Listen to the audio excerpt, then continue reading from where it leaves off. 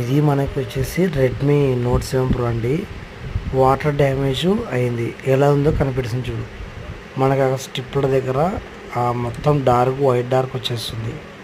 ఆ వైట్ డార్క్లో దాన్నప్పుడు ఏం చేసినామంటే మనం డైరెక్ట్ ఛార్జింగ్ పెట్టేసినామంటే ఆ ఛార్జింగ్ పెట్టినప్పుడు షార్ట్ అవుతుంది.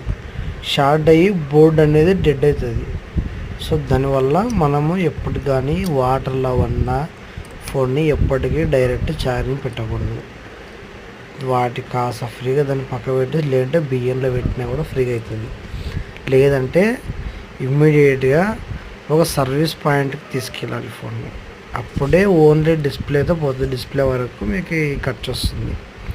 లేదనుకో దాంట్లో స్టిప్పులు బ్లాక్ అయిపోయి ఇక్కడ తెల్లగా అనిపిస్తుంది. ఇక్కడ చూడదో 1 2 3 ఇక్కడ బ్యాటరీ స్టిప్పు, టచ్ స్టిప్పు, ఇక్కడ సీసీ స్టిప్పు, ఇవన్నీ డిఫరెంట్స్ ఉంటాయి. ఇక్కడ చాలా ఉంటాయి ఐసీలు. ఆ ఐసీ పవర్ ఐసీ పోతుంది, లైటింగ్ ఐసీ పోతుంది, బోర్డు డెడ్ అయిపోతుంది. దానివల్ల కస్టమర్ ఏంటంటే చిన్నదే కదా ప్రాబ్లము, ఏమవుతుందిలే, ఏముంది, అదే ఉంది, ఇదే ఉంది, నువ్వే దాన్ని చేయలేకపోతున్నావు, ఇట్లా నెగిటివ్ వెళ్ళిపోతుంది.